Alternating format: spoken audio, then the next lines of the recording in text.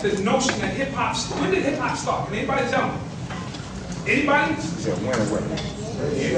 Okay, now that's not a wrong answer, but it's not exactly correct.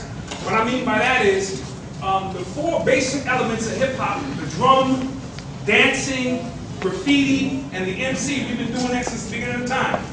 There was this called hieroglyphs, sacred dancing, the oracles speaking, and the sacred drum.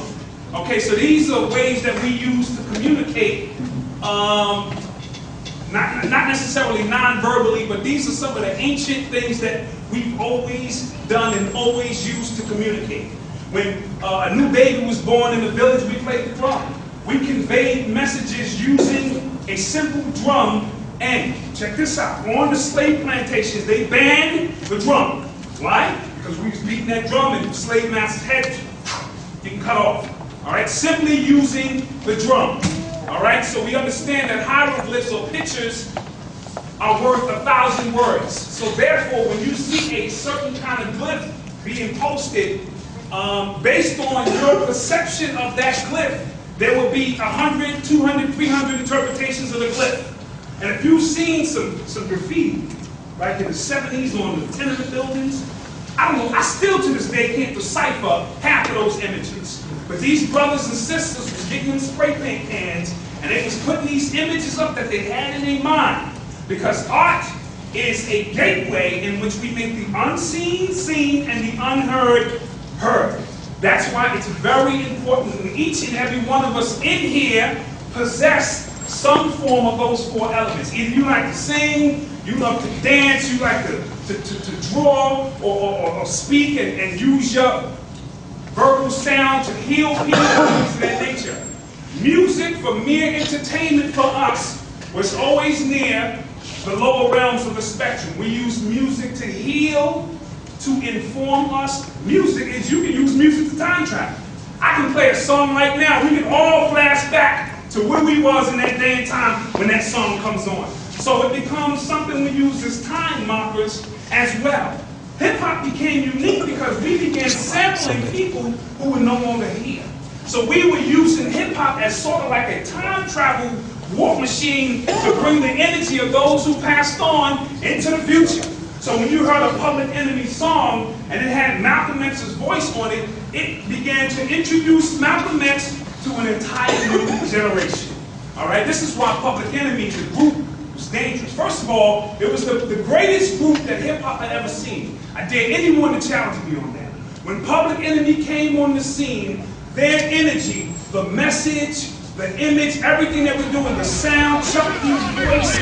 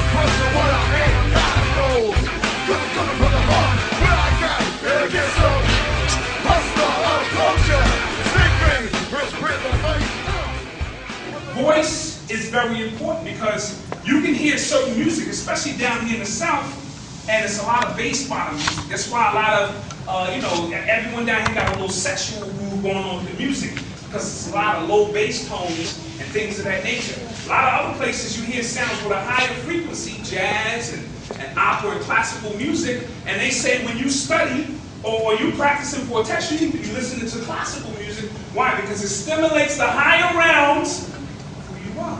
But when I'm in the club, I ain't trying to think, I'm trying to get on up in the groove. You know what I'm saying? So this is why when the club is packed and the sounds and the bass is going on, mixed with the alcohol, ladies blame it on the alcohol, right?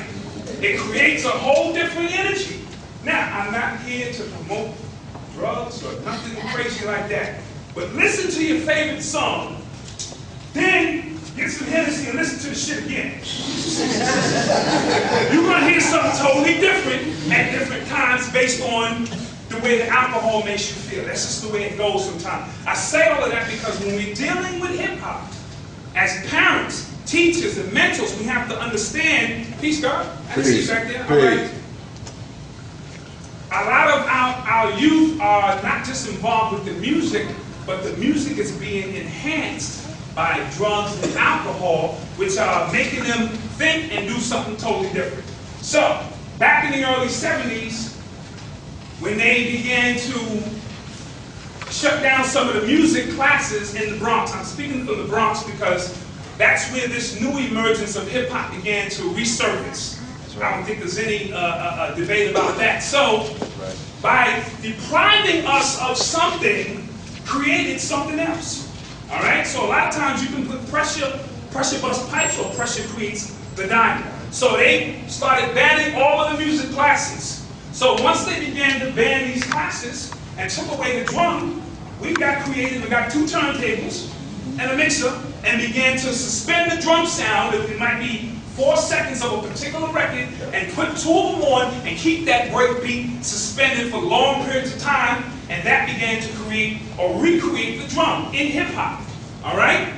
They shut down the art classes, no problem. We got spray paint cans.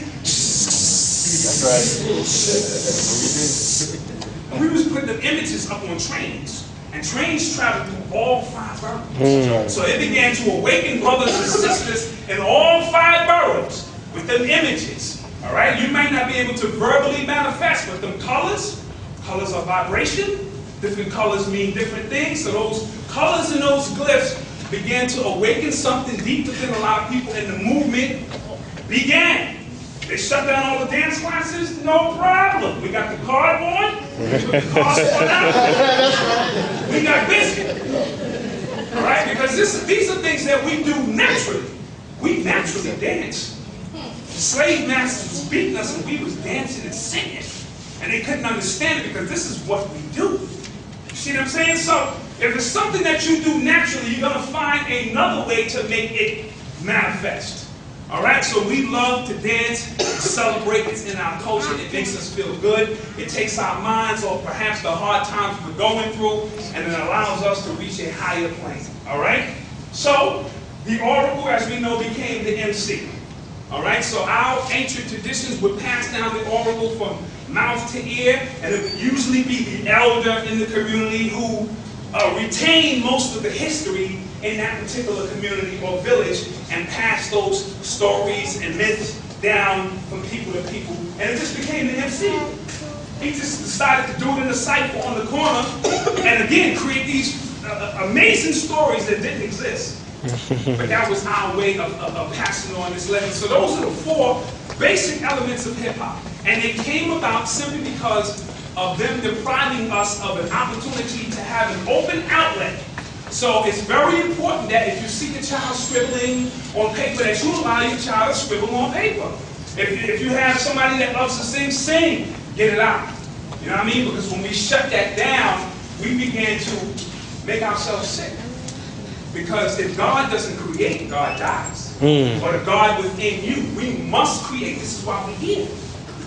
My moms and pops created me, and so forth and so on. This is how we go on and on and on.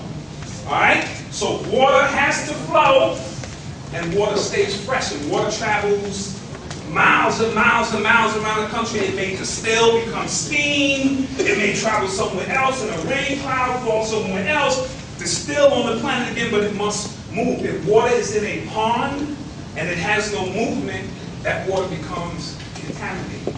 And we're going to talk about that because at one point, hip-hop itself was like a flowing river.